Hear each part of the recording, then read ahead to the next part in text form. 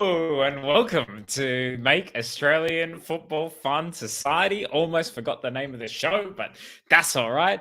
Josh, Parish, how are you? It appears you're in a different location. Yes, I'm coming to you from an undisclosed location. This is not my house. I'm squatting here merely. I'm not this fancy, but I have the privilege of staying here for 6 months on somebody else's dime. So yeah, only Oh, dog sitting duties for me. is it like a reality TV show thing? Are you in the Big Brother house or something, or the modern what? Joe, what's the modern equivalent of the Big Brother house? I don't know. I haven't watched reality TV in about 10 years. Oh, that's a great question. It could be Love Isla Villa, but when they get sent away for like a luxury escape, that kind of looks like Yeah. the vibe. There's a lot of greenery. It looks like there's some fresh towels piled up in the corner. It's luxe over there. Is there a Master reality Chef- show? Sorry, is there a Go on. reality show where like some you know lower class hick gets like elevated to a posh suburb and has to adapt to high society? Because I feel like that's what I'm living in right now. Oh, The shops like, around here are too rich for my blood. the Fresh Prince of Bel-Air, but kind of like the reality Yeah. show. Did you guys ever watch the gritty reboot of the Fresh Prince of Bel-Air? Like that's an The actual gritty thing. reboot. It was a gritty reboot of I was like Fresh Prince of Bel-Air, but done in like 2022.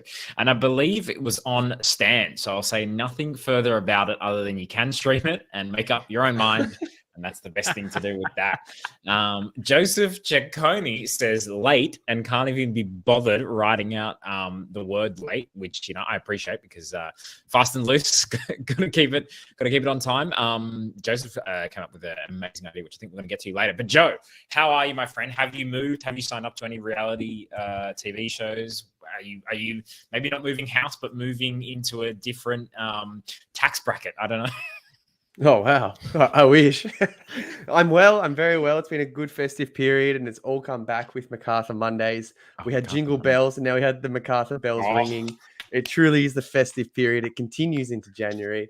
But no, I'm the same. I'm still in this in my house, not like Josh in the luxury villa. But pleasure to be back with you boys. It's been a long 2 weeks off, and I thought something was missing in my life until I heard that intro music. Boy, does that slap, because it really goes hard, even in 2024. You know what? Actually, now that we've just kind of talked about all this, again, this show is all about ideas. It basically, we're going to have a segment at some stage, and it's going to be called Great Idea or Greatest Idea.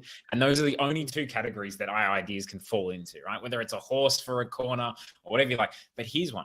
You remember how there used to be like wife swap or whatever? Or there used to be a lot of like swap lives kind of thing. We're just talking about this. What if we did like tax bracket swap, right? So we put like Gina Reinhart in like, I don't know, Rudy Hill, Penrith or something like that, and then put someone from like a housing estate into like Gina Reinhart's mansion. Like, how good would that be? This would be incredible.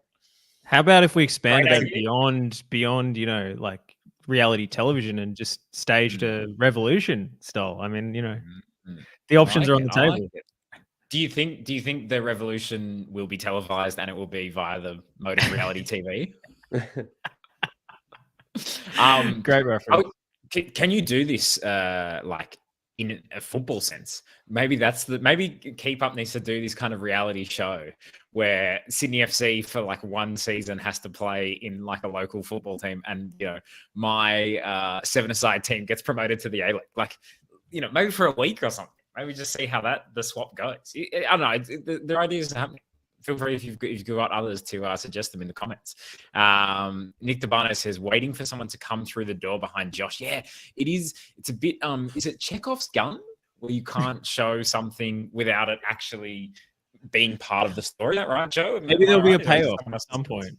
Yeah, maybe there'll be a payoff. We'll see. Maybe I'll get swatted like one of those Twitch streamers and I'll have the police bursting through my door. I wish Nick Dabano would come through that door, to be honest. Well, maybe. we can only coming through that door. That's the plot twist, is that's actually Nick Dabano's house. Dabano, the noise is coming from inside the house. You'll know if you hear the sound of a microwave and my internet slowly dropping out. Happy Carrots via YouTube says, hello, been a while since I've watched. Is Josh okay? That's a pretty direct question, Carrots. Early start. He looks a bit tired, like he hasn't slept since August, lol. Josh, would you I like think to respond? Thanks for the kind words, Happy Carrots. A little washed out. Thanks, Happy Carrots, for your concern about my complexion. It's unflattering lighting. The one thing that this new joint doesn't have is like a single appropriate desk lamp. So I'm using like camping torches in order to put some light on my face at the moment, because otherwise I was just completely silhouetted. So yeah, look, let's hope it's just the unkind fluorescence, or LEDs, I should say. There we go. Happy Carrots. I hate to see if it was angry carrots.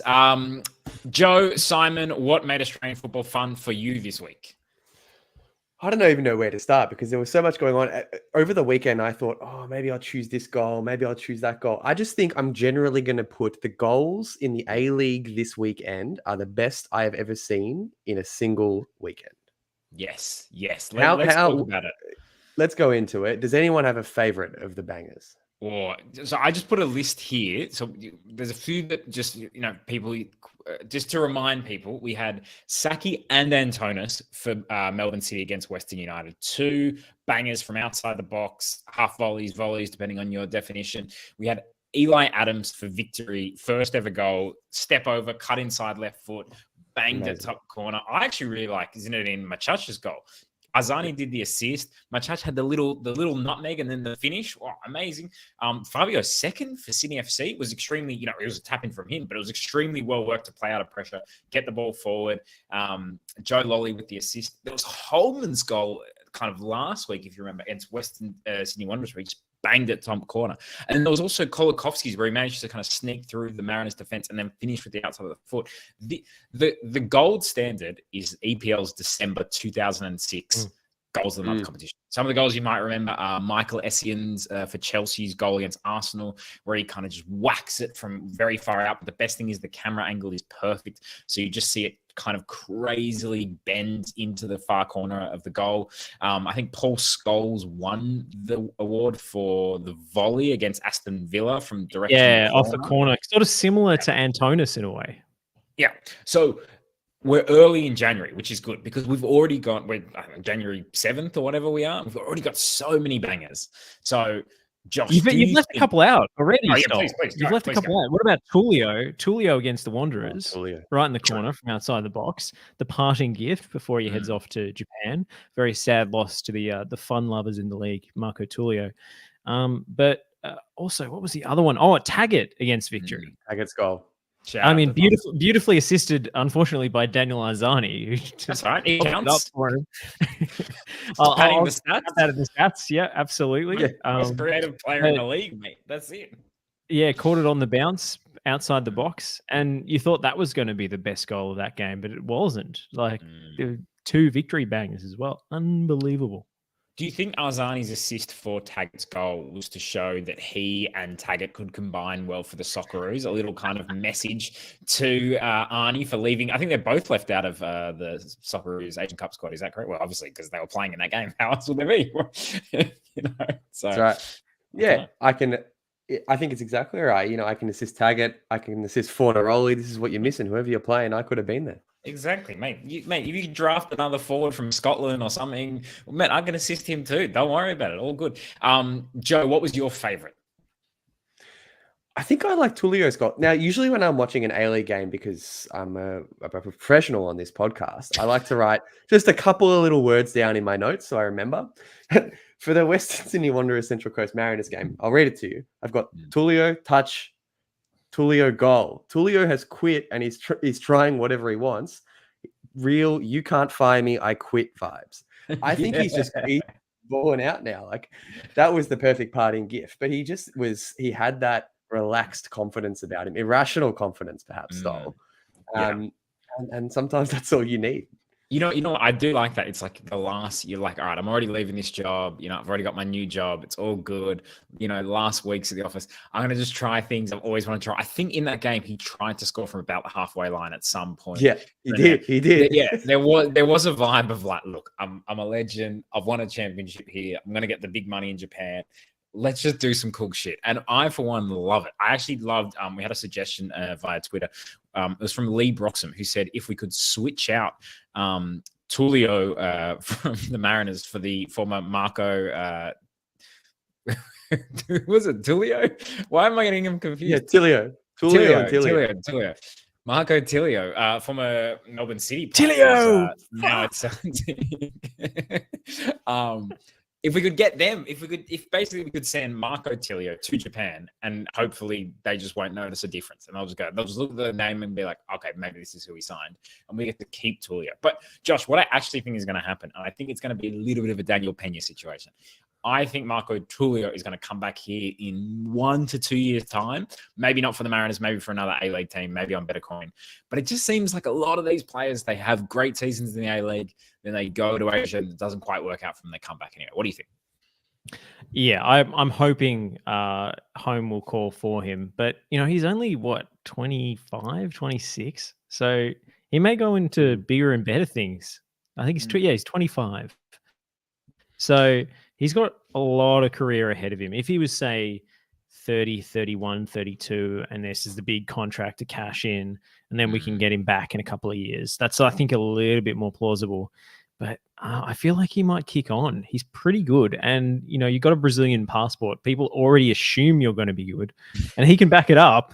So, yeah, I mean, the sky's the limit, to be honest. But talking of Marco Tilio, there's a big chance that he's going to be loaned back to the A-League. Apparently, things are not going well for him at Celtic. So, yeah, there's a good chance we might be seeing at least Tilio, if not Tulio, sometime soon. Edmund Al Young makes a point that the naturalization of Marco Tulio has to be put on hold. That was one of our other ideas, other players that we could naturalize. I think Zinedine Machachi is looking good for naturalization in a few years. We've got to keep our eye on him. Hopefully he doesn't go to Japan. But it's a good point you make, Josh, because it kind of seems to be happening a lot, right? So, I'll give you an example. Like Alu Kuol, we were so excited. He had a great season for the Mariners. He went to Stuttgart. Now he's back at the Mariners. Marco Tilio is kind of the same thing. Melbourne City, great player. Celtic sign him. Oh, it's going to be exciting. Now it looks like he's coming back. I wouldn't be surprised if Garan Kuol is coming back to the A-League soon. Daniel Arzani is the classic example of amazing season at Melbourne City early doors. Big move to Manchester City and Celtic. Didn't quite work out. Now back in the A-League. I don't know. Is it frustrating? Is it just how it has to be? Is it just this is what it is? And do you think maybe we could even see it with Iran Kunda? Go to Bayern Munich, couple of loan spells, and then back to the A-League.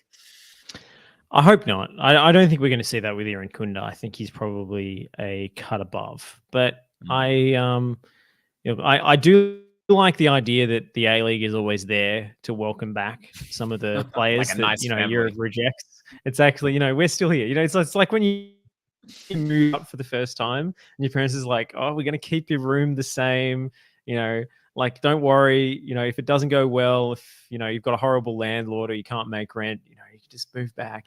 The A-League is sort of that friendly family safety net for a lot of players, which, in some ways is good. In other ways, I think it may have stymied our national team.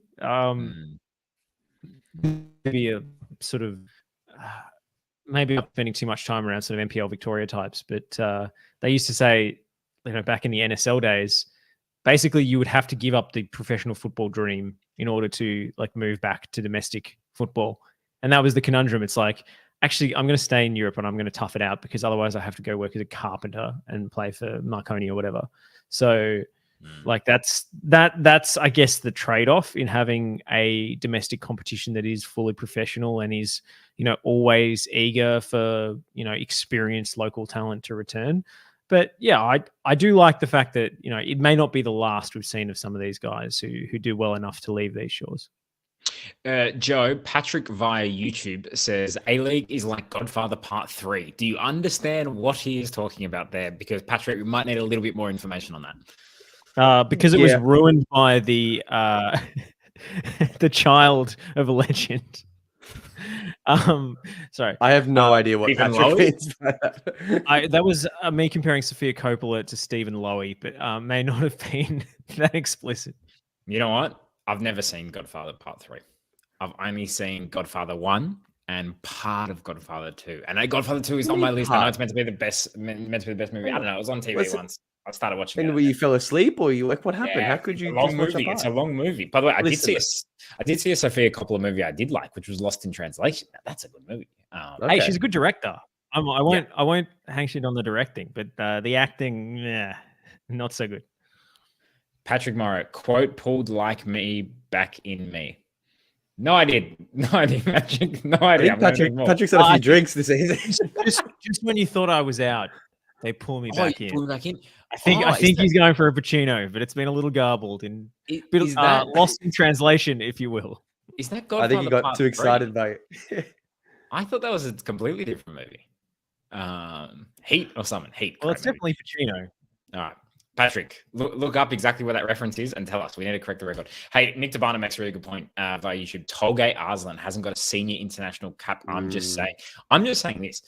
So the other week watching Melbourne City 8, Brisbane Roar 1, and I got a few thoughts about this game. Mainly two things. One, when you are on the precipice of a record, here's what needs to happen, because I felt like the Melbourne City players didn't realize that they were on the precipice of having the greatest ever A-League margin of victory.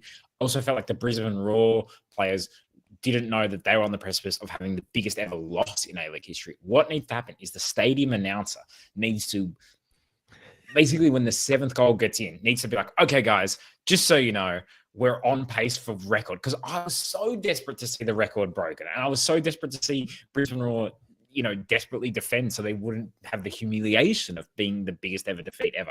But it seemed like no one really cared at 8-1. And don't you think that when records are there to be broken, that the MC needs to just add that bit of context so everyone is aware? Joe? Yeah, I think so. Either that or they need to pull quotes up on the big screen at the stadium, just like we are with Patrick describing The Godfather to us. So everyone's aware. You can write in, it's pulled up, the players can see it. The referee could even VAR style point to his ear and then point to the scoreboard so everyone can read and take the time. But I think there needs to be something. What a humiliation, by the way. You're down 8-1 and the referee just goes, let's just stop the game right there, boys. 1 second. I'm getting a word. Okay, you guys are losing at a historic level. Let's just all point to the after review. You guys are the worst team in the history of the Actually, I want it to be in the voice of like a Women's World Cup referee. After review. Look, Yeah. The thing is, see, this is where I'd be VAR in. Everyone's saying VAR out, but this is like a really good one because I don't mean even like if it's 8-1. It's just like I feel like the NBA does it really well, where everyone knows when everyone's on record amount of points or whatever, and you hear like the most random stats ever. They're like, that's the last person since Wilt Chamberlain to get 8 assists, 16 rebounds, 12 points, and 3 steals or something. And everyone's like, wow, yeah, huge. Giannis is getting the game ball and fighting other teammates for it. I just feel like we need to appreciate our records more. We even talked about a few weeks ago, Alex Paulson having the record for most saves in a season. And we just made it up being 5 penalty saves in one season because we didn't know that this isn't counted. We need to do a better job of not only establishing records and then breaking records and then, this being a part of football. What do you reckon, Josh? Yeah, absolutely. I like Joseph's suggestion of having live memes on the scoreboard to troll the away team. I mean, there is the idea of having. I mean, in American sport, I suppose the live meme is like the organist who will play some mocking tune when the other team has the ball, and then try and pump the home team up. Yeah, I wouldn't be against it, to be honest. Just having a Photoshop kind of, this is the role in the league for Evan Morgan Graham that we've been looking for. We need to have him as like the live memer that's just shit posting on the scoreboard as the game is happening so the players can see it. So before the game, when they show like, all right, here's the referees, here are the captains, and they cut to the VAR studio, just you see like a guy looking at a computer screen or whatever. Then they cut to another guy, which is the meme guy, and then you see him with all his folders getting ready, all his memes, and then you cut to another guy, which is the tuba guy, which is just a reference to the meme guy. Or plot twist, maybe the tuba guy could be the meme guy. Oh. that is a redemption arc that I'd love to see. Joe, what do you think? What do you think about this plan to revolutionize the way that football is broadcast in this country? I would like it. I mean, Tony Martin has brought the Logies to life in the past few years as a behind the scenes commentator. I like that idea. I think we could have another voice in the stadium. Yeah, I like it. All right. So look, some just great ideas early on. Hey, Josh, I never actually got to ask you in 20 minutes into the show, what made Australian football fun for you this week? Look, there are a lot of things to choose from this week. Look, obviously, what was not fun was Sam Kerr doing her ACL. But what was fun was the Herald Sun suggesting that she could go to the Olympics in 7 months' time as a penalty specialist. This is Tony Gustafsson's legacy on full display. He's absolutely poisoned our brains. We have Tony G brainworms that even the newspapers are immediately, without any provocation, suggesting, "Oh, she could take a PK." And I don't think this is in the land of memory. This is happening. I'm laying my cards on the table right now. Sam Kerr will go to the Olympics in some capacity, and she will not see the field. Well, you know what I was thinking is one of the real shames that she's not part of the squad potentially is that I would have thought for sure she would be a shoo-in to be our flag bearer. Right? The flag bearer at the Olympics is a very important role, and I feel like Sam Kerr is the most famous of our. Didn't she already do it? You know Tokyo, what she did? right? She did. No, she wasn't the flag bearer in Tokyo. No, I'm pretty sure. No, maybe she was. I'm pretty sure she was. You know what she was? She was the flag bearer for when like someone got married or something. As in, like it was like the king's family. Coronation. It was, the king's coronation. Someone got married. She just close enough. Her friend got married. She turned up at the ceremony with the flag. I was like, "Yeah, congratulations, Sam. Great to have you here." No, she was king's coronation, but I don't think she was Olympics. I don't think she was. But I feel like she definitely. Where we are, that's Mandela effect in action. It was Patty Mills and the track athlete, what's her name, Campbell. So you're right. Campbell. It's great to see that bearing the Do flag. I follow track and field? Come on. Great to see made her a household name in Australian sport. Hey, what's her name, Campbell? I apologize. What a legacy. Campbell. Kate Campbell. Hey, no, so I would have thought she was a shoo-in. I would have thought, that would have been great, Sam Kerr. Great for Australian football. So look, it's a massive shame. I think we need to get her into the Olympics thing. We just don't need to get her in as necessarily, footballer. Why can't she do archery? Why can't she do, shooting? Why can't she do some of the sports that require you? I'm being informed that Kate Campbell is in fact a swimmer. She's a swimmer. Kate Campbell. Not a track athlete at all. I mean, it's like track in water. Yeah, basically. Come on, let's be honest. Well, Joseph, thanks for the correction, but her name is spelt with a C. So anyway. Ooh. There it is. Oh, he's coming late with the asterisk. But this is the thing as well, right? Is like we love swimming for 2 weeks of the year. It's like we love tennis for 2 weeks of the year. Well, when I say we love swimming for 2 weeks of the year, we love swimming for 1 week every 4 years. All right. Absolutely was loving Australia winning all that gold last Olympics because we're all stuck in our homes and all we could do was watch the swimming. It was incredible. Kate Campbell. I don't really remember anyone after Ian Thorpe. How many swimmers can you name from the last Olympic? Go. Next question. Not even one. Not even one. No, I can name a couple. All right. How many can you name from the 2000 Olympics? I feel like that was prime swimming time. In the comments, help us out if you want.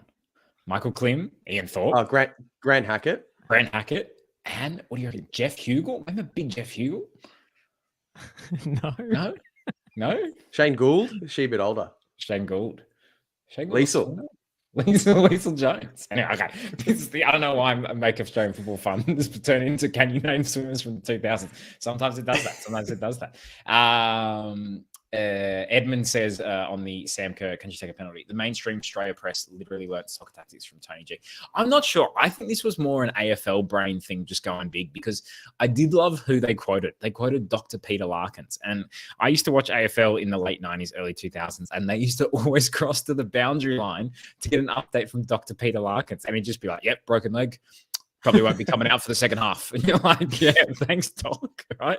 And it did make me think, it was a great gimmick that they used to have an actual doctor on the sidelines. I don't know how they managed to do it. I feel like A-League, we need to do the same. Right. We need to have, Channel 10 personality, Dr. Chris Brown at every A-League game sideline. I know he's a vet. Doesn't necessarily matter. We work on horses. Yeah, that's what I mean. Good help. It's gonna be like, unfortunately, it's a broken leg, and we're gonna have to draw the curtain and shoot her. So, yeah. Hey, NCIS Sydney could be a good crossover episode. There's synergy here. Paramount, if you're listening, there's so much synergy here. Jess makes the point. Sam can be wheeled out on her throne to flag bear still. This is a good point, and I like it because it maybe helps the Republican movement. Let's get rid of the king, appoint Sam Kerr, the monarchy, or the head of the monarchy, the new monarchy in Australia, however you want to do it, and then I don't know, the Olympians get in the British Olympic squad. You see it all the time. Aren't they all like equestrian riders and stuff? Is that a thing? Have I just made that up? Who knows, mate? I've got no idea. Unfortunately, Stoll, that plan means we need to let an American into our royal family. So it's going to be, Mewis is going to be like our what's her name? Meghan Markle. You know what? We haven't started strong because what we know about is Australian football. What we clearly don't know about is swimmers, track and field athletes, and royal family protocols. But speaking of like ceremonial duties, flag bearers. I mean, this is why Sam Kerr's going to be in the squad. It's so she can turn up, just like Kaya Simon did, to the Australian Sports Hall of Fame Awards to be presented with a trophy for finishing fourth in a tournament that she didn't participate in. This is one of the greatest photo ops of all time. Like, congratulations, Kaya Simon. She's like Spock in that Simpsons episode. My work here is done. I mean, yeah, it's a good point. Look, write in the comments where you think we can sneak Sam Kerr into the Olympics. I don't think she can come on. It would be very funny. It would be very MAFFS if she hobbled on crutches in the 121st minute of a semi-final at the Olympics and then managed to like swing her working leg at the ball for the penalty and convert. I mean, we got Mackenzie Arnold anyway. We should be fine in shootouts. Like, yeah, we'll save all of them. Look, other people are suggesting that she'd be part of the coverage. Surely Bruce and Sam to host the coverage. No, but we need to be in we wanted to bear the flag. Is that the correct terminology? Bear the flag? Yeah, I think so. What I would like to see is, do you remember in the 2016 Euro final when Cristiano Ronaldo got injured and he was off in tears and he was on the bench and he was pretty much the coach for the rest of the game. He was on his feet yelling at the team the whole time. He was so invested. I'd love to see that for Sam on the bench, vocal. I know it's not really her style to be as that passionate as Cristiano was in his movements. But how much would you love to see that? And maybe it could be a development. I'm not sure if she wants to be a coach in the future, but this is a good opportunity to show her leadership from the bench. Joe, you say that like she doesn't pick the team already. Yeah, that's a good point, actually. I didn't pick it up. She's GM LeBron. All right. Here's another thing. Here's another idea. So when do you guys remember? Here's a quiz question for you. When did the Tokyo 2020 Olympics take place?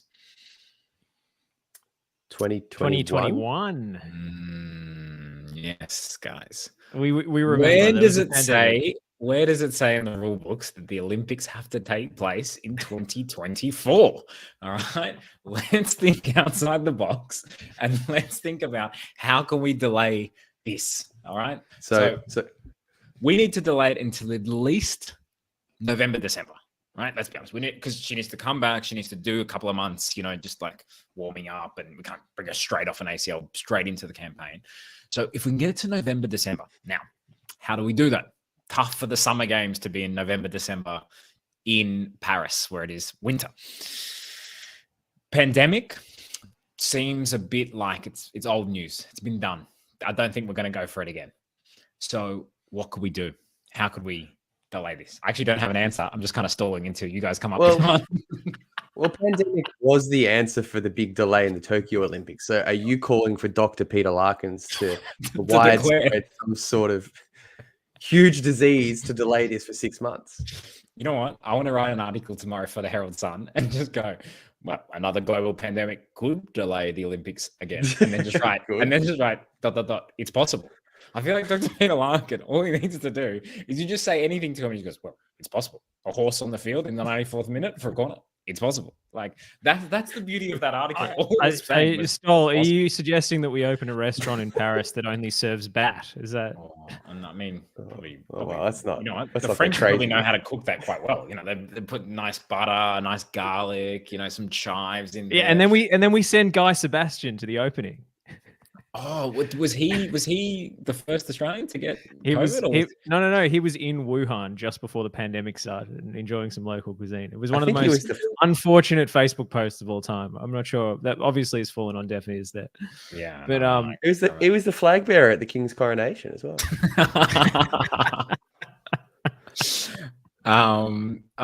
So Wizard of Woy Woy has said she could be the bloke in the moon boot at the Mariners New Year Eve game, distracting our opponents so we win.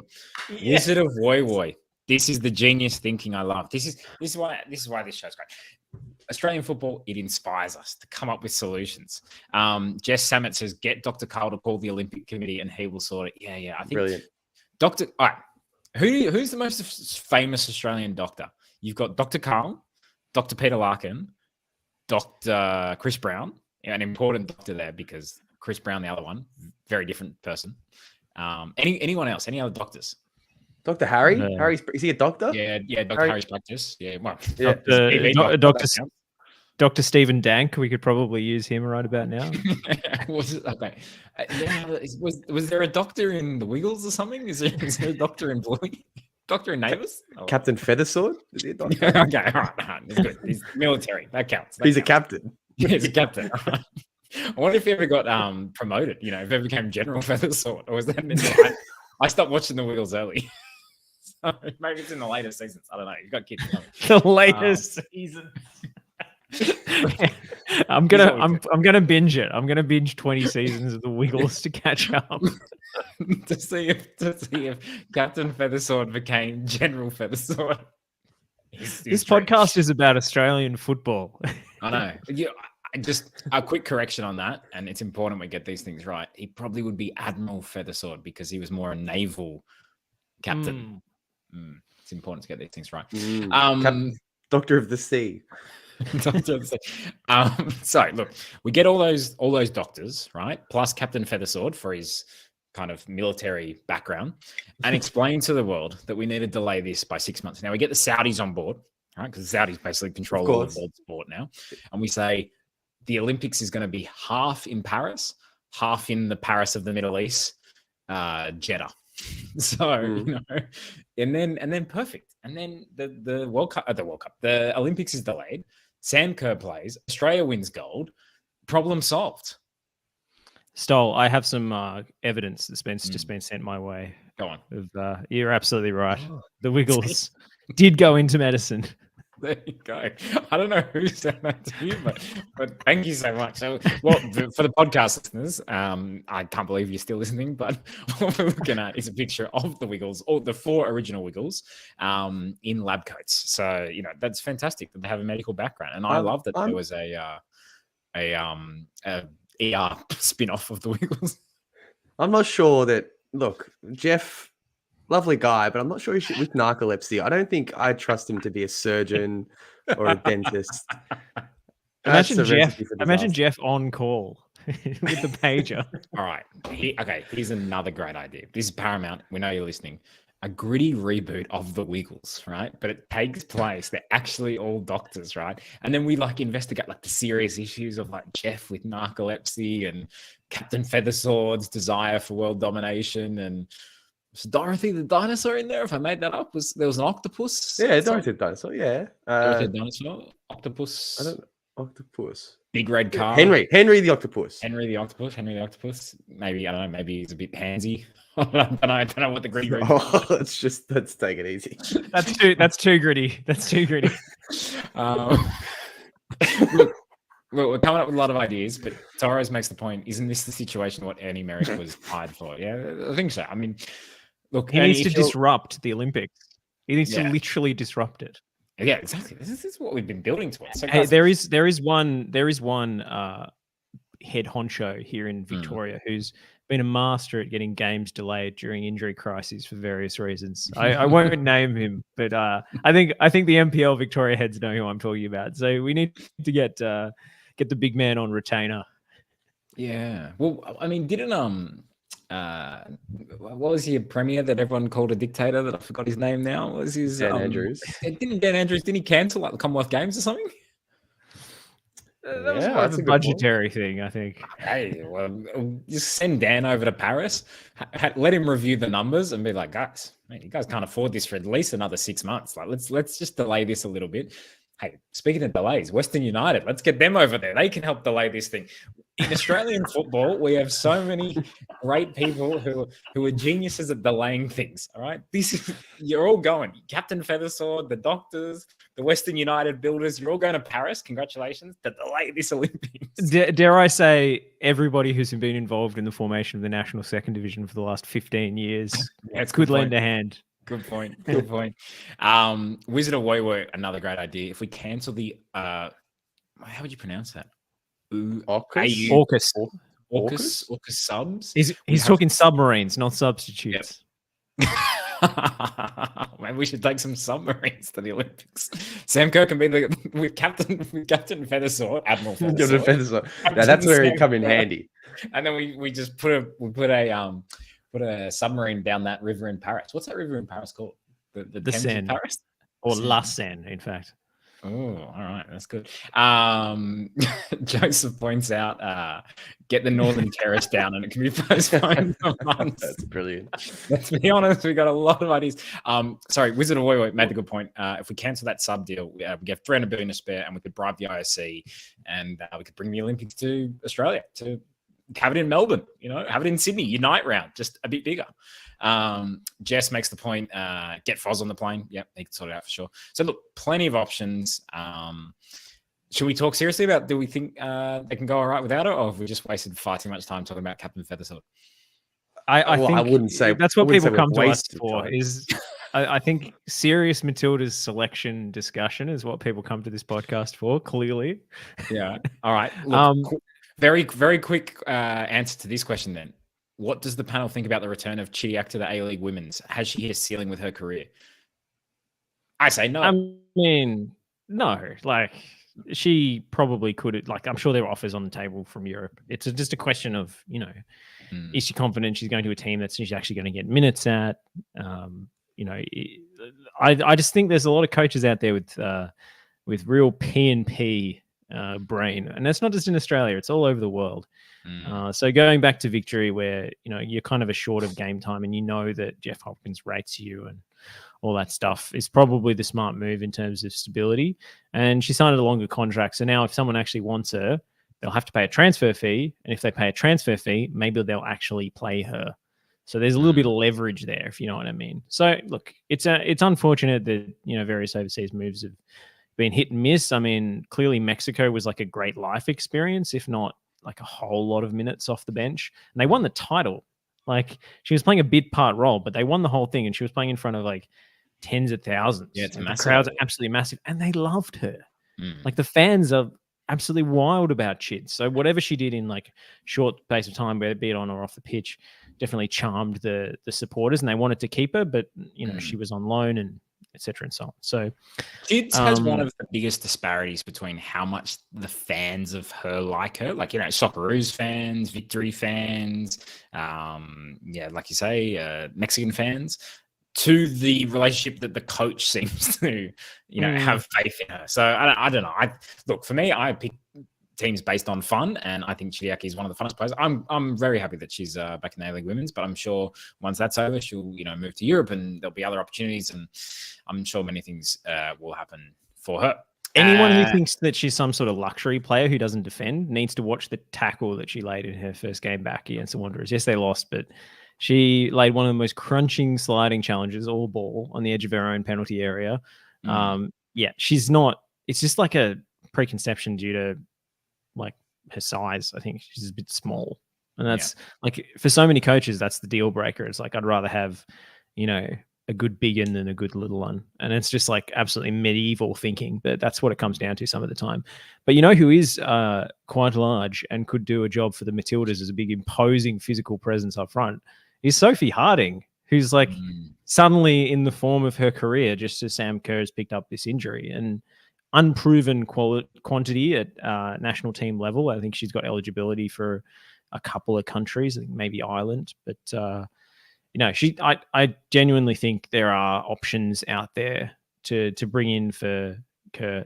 Will we see them? I would say probably not, because it's an 18-player squad for the Olympics, and you're unlikely to bring in new players from outside the sort of 23, 24, 25 that we usually see. So we're likely to see a sort of makeshift solution like at the World Cup with Fowler and Ford, so sharing the number 9 role perhaps. But I do think Harding should be considered as an option if she keeps this form up in the domestic comp. Joe, look, it is obviously a big loss, but Australia did relatively well without Kerr during the World Cup when she was injured for a lot of it, wouldn't you say? Yeah, and in a way, having Sam miss those few games in the World Cup does probably give a bit more confidence to Razzo and Ford and Fowler to know that, they did play well when she wasn't there. They did step up and they can do it without her. Even someone like Courtney Vine can come on. And someone like Chids, who we were just talking about, if there's another injury in midfield with Kerr and another midfielder out, I think she really does get an opportunity. And to create chances like Chudiak does in the team, it could be a very big Olympics for her, and that could spark another, a big surge or another big move for her. But going back to your question, I think, it does give them confidence. Razzo, Ford, Fowler, even Kyra Cooney-Cross, whoever it is, I think, we have proven that we can do it without her as big of a loss as it is. Joseph, again, the MAFFS way, thinking outside the box. I love it. We need a tall, experienced and strong attacker. Buddy Franklin for the Matildas. Yes. He's available. Get him on the plane. Look, we kind of need to wrap up pretty soon because it's quite late, obviously, in Australia. I need to go to class here in Barcelona. So let's just quickly run through the things that we've kind of missed while we were away. City 8, Brisbane 1. We talked about that. Tough gig for the Brisbane coach who lasted one game and set the record, or at least equaled the record for a loss. I've forgotten his name, but Josh, you can get another opportunity. You're looking for Luch Tranny, who, did not go well for him. But maybe another club is. No, Brisbane aren't looking for him either. But it did lead to the appointment of Ben Kahn, who I think is a very good coach. Having seen him in NPL Victoria last season with the Knights. Rough new manager bounce, given that they conceded in 53 seconds in his first game. But they did turn it around in the second half and looked a lot better. So 2-1 is a lot better than 8-1. So, by that logic, they should win the next game 5-0. We had the new manager bounce. I think I did dub it on our account, the new manager trounce, the first ever. Joe, it wasn't so much as a bounce as kind of an Oppenheimer style drop detonation, would you say? Yeah, I think he went below the Earth's crust. There was no bounce at all. It was a bit of a shame. But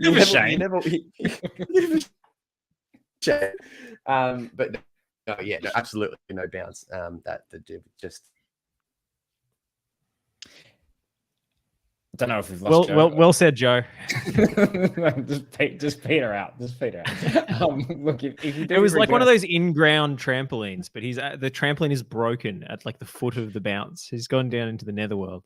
Hey, Josh, I wanted to bring this up because Rudes went to Wellington about a week ago now. And he, obviously he's a former Wellington Phoenix coach. There's a little bit of a bad feeling there in the way that he left them. He took so many of Wellington's kind of good players across to Western United. But, water under the bridge or across the Tasman or however you want to say it. But he paid for a round of drinks. I think it cost him like $800 or something. But thanks to you, we found this wonderful bit of commentary from the game, which, let's just take a listen. And look at this forlorn figure. Oh, poor Marco Rudan. The day started so brightly when he shouted the yellow fever, $878 worth of free drinks on their pub crawl. And how did it end? 2-0, loser. That happened on the 23rd of December, would you believe? So real topical humor from us, but we've been away too long, clearly. What incredible. Just incredible. Goran Paladin is the man's name. Give him his due credit for one of the best bits of biased punditry we've ever heard. I did like it. I like biased punditry. I like Rudes making amends by buying for drinks. I like the fact that Wellington still beat him, and then we had that moment. Just all great MAFFS content. But, if Rudes really wanted to kind of motivate his team, I wonder if he should have done what Wayne Rooney tried to do. Let's have a listen. Still lots to come, including Wayne Rooney admits he'd have sucked his entire Birmingham team off at half-time if he'd had the chance. Yeah, so there's many ways. You can do the inspirational speech, or you could do what Wayne Rooney did there. Thanks to Sky Sports for that piece of news.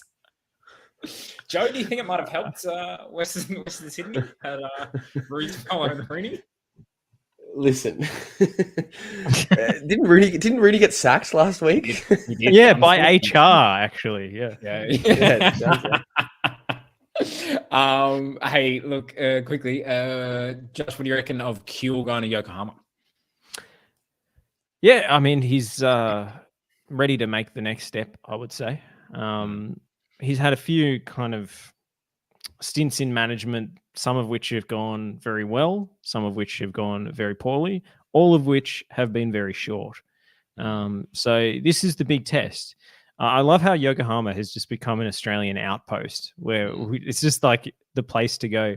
I was sure that they were going to hire Steve Corica, but instead he's off to Auckland instead. So, Harry Kuehl clearly wants to be a manager and he hasn't given it up. He's been at this since 2015 trying to be a manager. Hopefully, a short stint under Ange has prepared him well for this gig. But no, really interesting. I'm actually fascinated because I don't really know who Harry Kuehl is as a coach, because all of his football has come, in the English lower leagues that we haven't been able to see because it's like not televised mostly. So I really don't know what to expect, to be honest. It's interesting with Yokohama having so many Australian coaches. They've kind of turned like how Wolves used to only have Portuguese coaches. Like, it's pretty interesting that Yokohama has become that for Australia. I like to see it. Hey, one thing I like to see is a Chris Wood hat trick. Joe, your boy. We made fun of him a bit, but man, did he shut us up by scoring a hat trick for Nottingham against his old team, Newcastle. Maybe you made fun of him, but I have been. He's my boy. He's my boy. He'll be in Auckland in a few months' time. Don't you worry about that. And not only was it a hat trick, it was a series of amazing calls. I've never seen Chris Wood score any goal like that before. Yeah. And he was full of confidence, Marco Tullio style. But yeah, it's just like to do that against Newcastle, like that it was seriously impressive. Away from home, one of the roughest places you can go. He's going to light it up in the A-League. Quick Ange talk. How will Ange handle losing Son, who's gone off to the Asian Cup? Sar's gone off to the African Cup of Nations. Apparently, Timo Werner's coming in. Joe, you're a Tottenham fan. They've steadied the ship a little bit. It seems like it's going well for him. Maybe they got some good players coming back from injury as well. How do you think the next few weeks will play out? It's interesting. Son's a big loss, a massive loss. And in the game against Burnley in the FA Cup on the weekend, they were definitely missing. Son would have scored at least 2 goals in that game. The chances that Tottenham had. Timo Werner is very interesting. Great chant, Timo Werner on the dance floor. If you want to look that one up.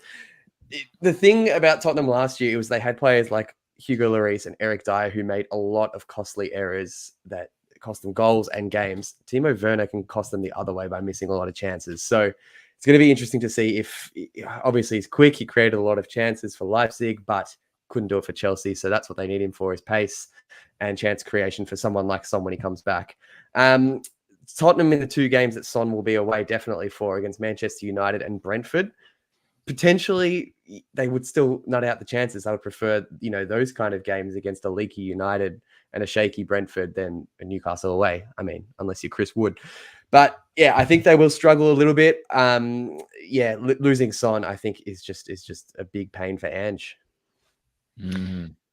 I was going to say, there's a great Tottenham supporter that I follow on Twitter. I think his name Billy something, but he tweeted, yes, Billy T, he's the man. And he quote tweeted a post from 2015, which was Tottenham interested in bringing in Stuttgart striker Timo Werner on a 6-month loan or something. And he's like, I know our transfers take a while and Levy plays hardball, but this is taking the piss. So I love, this coming full circle back around. So Tottenham, they're going to be in for Paulo Dybala, Leandro Damião, all of their transfer targets, their failed targets from the last 8 years are going to be coming through the door.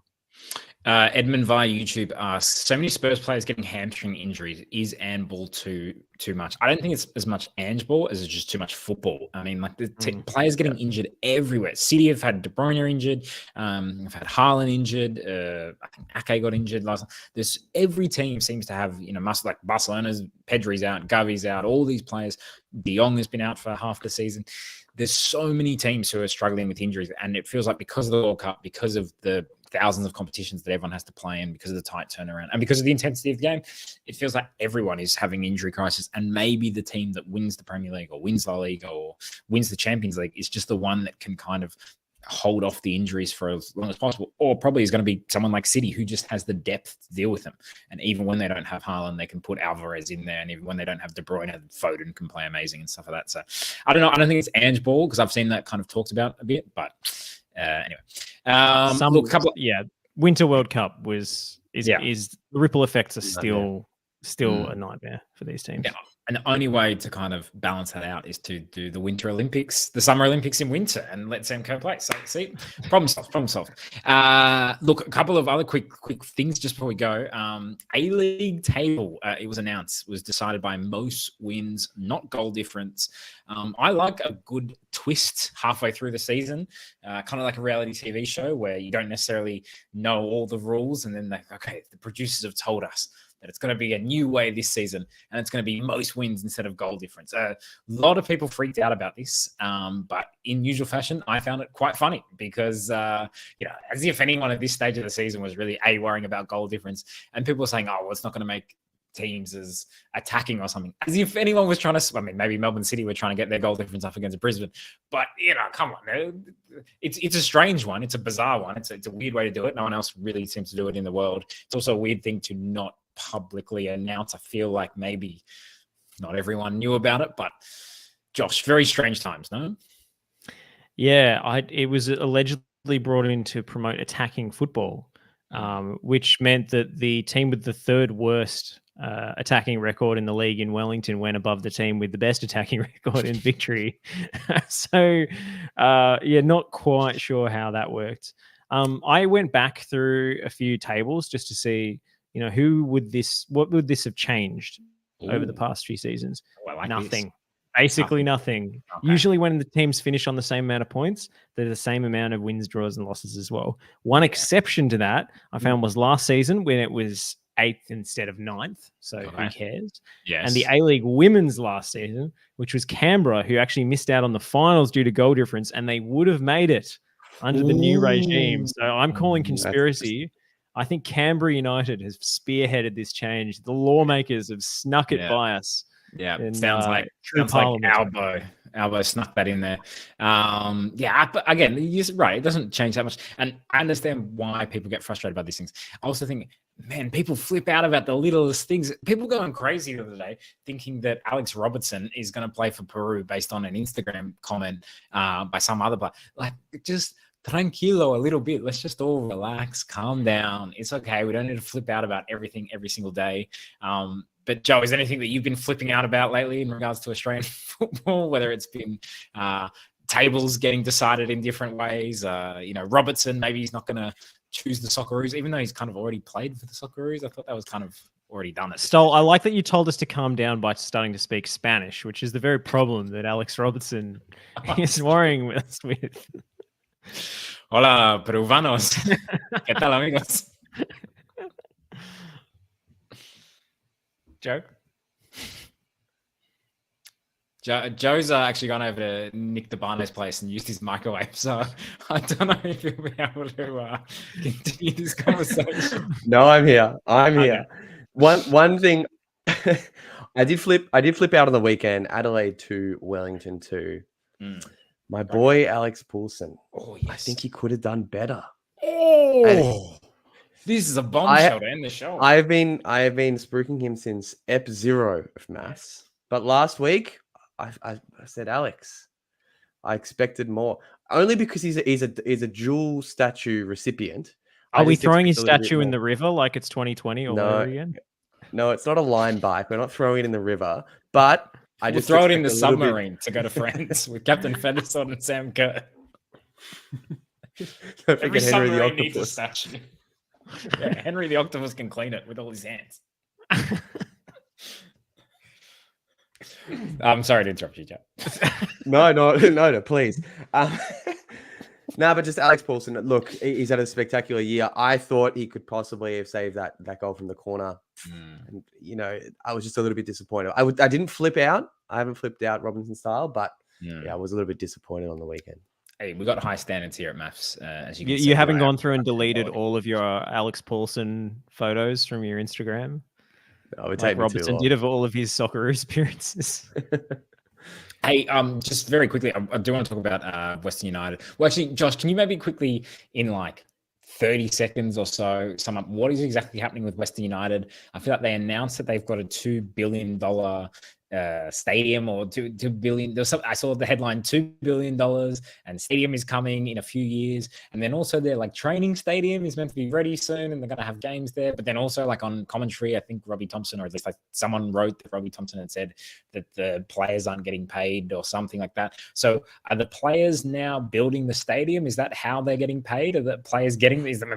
PFA, call me. Maybe this is the best way to get the money flowing. Just turn up in high-vis vests and say you're the builders and get the contract. I need to get What's Ryan going Scott back, because Ryan Scott is a brickie. So they could have used his expertise, or he was, until he became a professional footballer.